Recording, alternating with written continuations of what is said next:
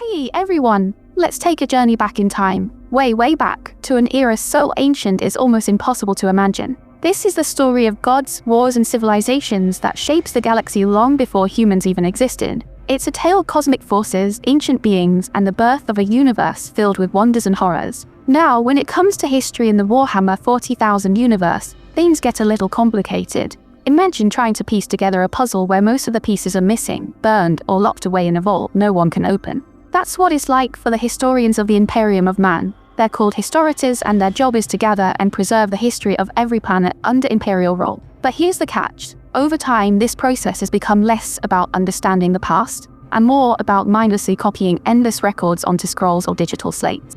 It's like they're holding information without really knowing what it means. The biggest collection of these records is buried deep beneath the surface of Terra, Earth as we know it. Picture this. Endless underground halls filled with towering stacks of scrolls and data slates, stretching as far as the eye can see. Floating robotic skulls with flickering candles light the way as scribes and curators wander through this labyrinth, trying to make sense of it all. But even here, the truth is hard to find. Over the years, the records have been altered, censored, or outright erased by powerful factions like the Inquisition or the High Lords of Terra. So what we're left with is a patchwork of half-truths and mysteries. Let's rewind even further, back to the very beginning of the universe. When the cosmos first exploded into existence, it wasn't just stars and planets that were born. From the chaotic swirl of energy and matter, the first self-aware beings emerged. These were the C'tan, later known as the Star Gods. At first, they were just energy parasites feeding on the life force of stars. Over time, they grew more powerful, drifting through space and draining star after star. They didn't care about planets or life. Those were just insignificant specks to them. While the C'tan were busy feasting on stars, life was beginning to stir on the planets of the Milky Way. The first intelligent species to rise to power were the Old Ones. Think of them as ancient reptilian super scientists. They were masters of both technology and psychic energy, able to manipulate alternate dimensions and create incredible things. One of their greatest achievements was a network of portals called the Warp Gates, which allowed them to travel instantly between worlds. Sound familiar? That's because it's the ancestor of the Webway, a key part of the Warhammer 40k universe today. The Old Ones were also gardeners of sorts. As they spread across the galaxy, they seeded new life and reshaped planets to suit their needs. Many of the intelligent species we know today, like the Eldari, or Elder, and the Orcs' ancestors, the Krog, were either created or influenced by the Old Ones. Some even believe they had a hand in shaping Earth itself, though that's a controversial idea in Imperium. Now, let's talk about the Necrontyr. These guys had a rough start. Their home world orbited a dying radioactive star, and their lives were short and painful, plagued by disease and cancer. Their culture revolved around death, with vast tombs and monuments built for the dead rather than the living. Desperate for a better life, they took to the stars, colonizing planet after planet. But their empire was fragile. Rival dynasties fought for power, and the Necrontyr were on the brink of tearing themselves apart. That's when they met the Old Ones.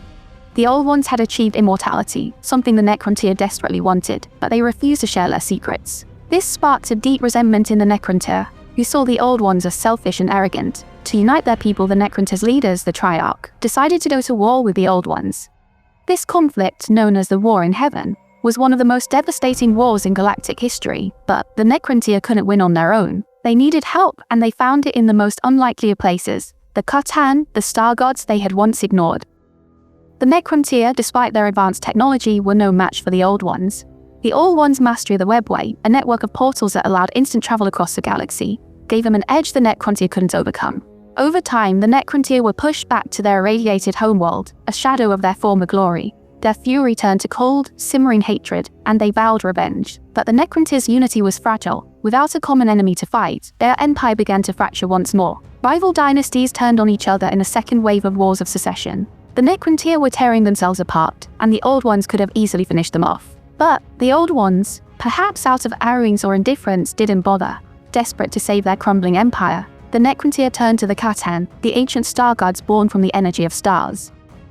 How the Necrontyr first encountered the C'tan is shrouded in mystery. Some say it was an accident. A probe sent to study a dying star stumbled upon these godlike beings.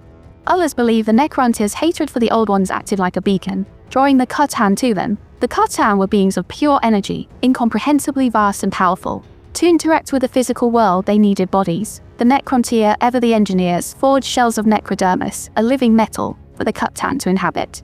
These bodies allowed the C'tan to manifest in the material universe, and they quickly became objects of worship for the Necrontyr. One C'tan, known as Mephetran or the Deceiver, approached the Necrontyr's leader, the Silent King Sarek.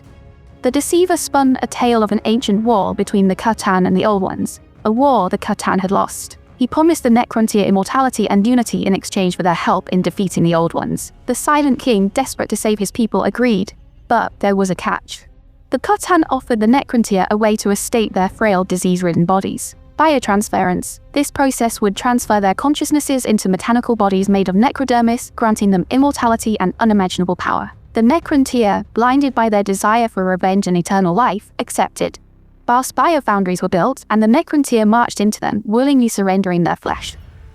What emerged were the Necrons, soulless, undying machines, but the process was a betrayal. The C'tan didn't just want to help the Necrontyr, they wanted to consume them. As the Necrontyr underwent biotransference, the C'tan feasted on their souls, leaving behind only hollow shells. The Silent King, now a Necron himself, realized too late the horror of what he had done. His people were immortal, yes, but they had lost everything that made them alive. With their new mechanical bodies, the Necrons were unstoppable. They marched across the galaxy, led by the C'tan, and waged war against the Old Ones. The Old Ones, masters of the warper dimension of psychic energy, were now faced with an enemy that thrived in the physical realm. The C'tan's power over matter and energy countered the Old Ones' psychic abilities, and the galaxy burned in the fires of this cosmic war. The Necrons, driven by their hatred for all living things, became the perfect soldiers for the C'tan. But the Silent King, burdened by guilt, began to question the cost of their victory. The Necrons have achieved immortality, but at the price of their souls. They were no longer the Necrontyr, they were something else entirely. The war in heaven ended with the defeat of the Old Ones. Their civilization, once the pinnacle of galactic power, was shattered, but the victory came at a cost. The C'tan, now bloated with the souls of the Necrontyr, became even more powerful and tyrannical.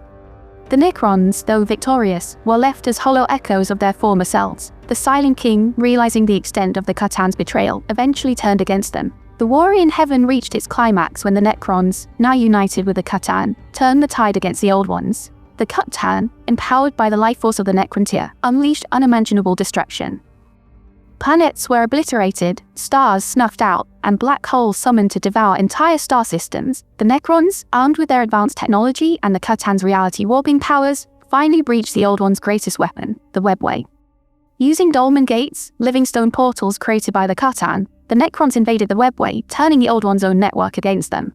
The webway, a labyrinthine dimension used for instant travel across the galaxy, became a battleground. The Necrons' invasion was swift and brutal, but the webway fought back, sealing off infected sections to protect itself. Despite this, the Necrons' ability to access the webway accelerated the Old One's downfall. In the present day, the webway is a shattered remnant of its former self. Many dolmen gates were lost or destroyed during the Necrons' long slumber, and the Eldari, inheritors of the webway, have sealed off much of it to prevent further incursions.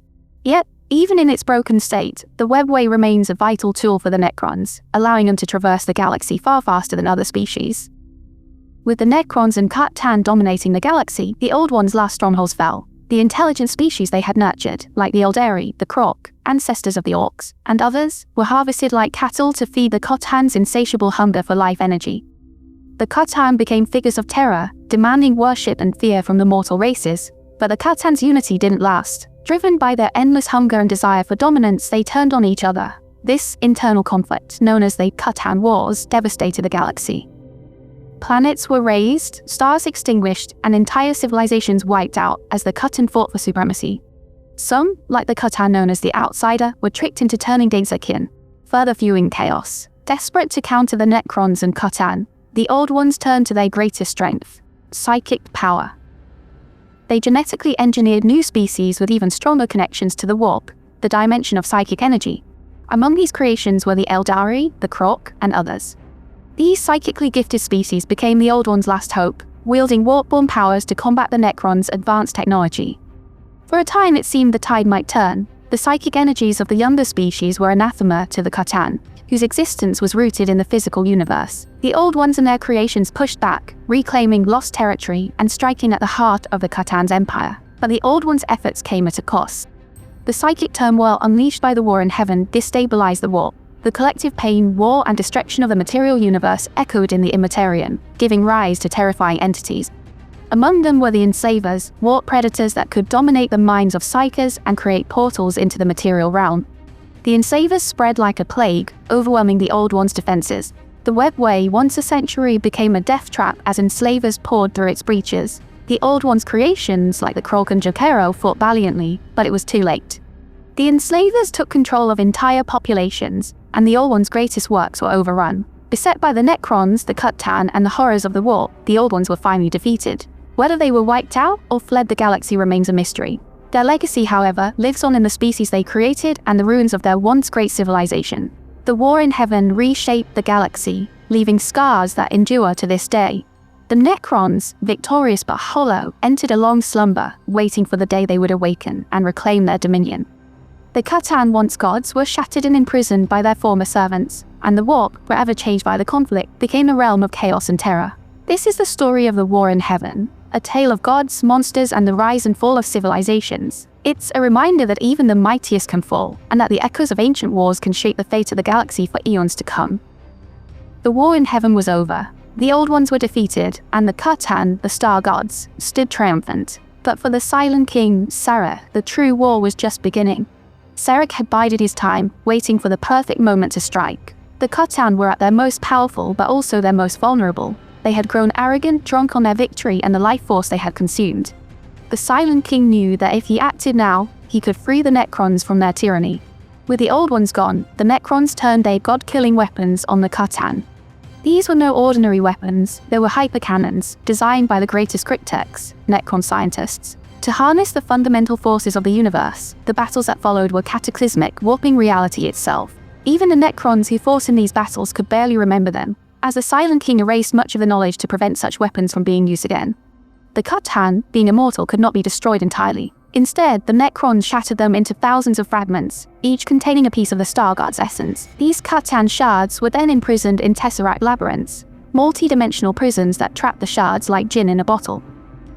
The cost and victory was high. Millions of Necrons were destroyed, and the Triarch, the ruling council of the Necrons, was reduced to just the Silent King himself. But at last, the Necrons were free. With the C'tan defeated and the Old Ones gone, the Silent King faced a difficult decision.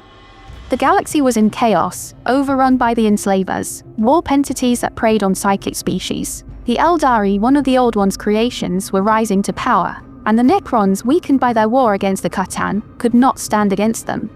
Sarek knew that the Necrons' time as rulers of the galaxy was over, for now, but the Necrons were eternal, and time was on their side. He ordered the remaining Necron cities to be transformed into tomb worlds, vast underground complexes filled with stasis crypts where Necrons would sleep for millions of years. The Silent King's final command was clear. The Necrons would sleep for 60 million years, waiting for the galaxy to heal and new life to emerge. When they awoke, they would reclaim their rightful place as rulers of the galaxy. But Sarek himself could not rest. Overcome with guilt for what he had done to his people, trading their souls for immortality, he destroyed the command protocols that bound the Necrons to his will. Then he left the galaxy, exiling himself to the void between stars, seeking penance for his sins. And there you have it, the ancient epic tale of the Warhammer 40,000 universe before humanity even existed. A story of gods, wars, and civilizations that shape the galaxy in ways we can barely imagine. It's a reminder that even in the darkest corners of the cosmos, the echoes of the past still shape the future. If you enjoyed this journey through the stars, don't forget to hit that like button and subscribe to the channel for more deep dives into the lore of Warhammer 40k. Thanks for watching. Until next time, stay curious, and may the Emperor protect.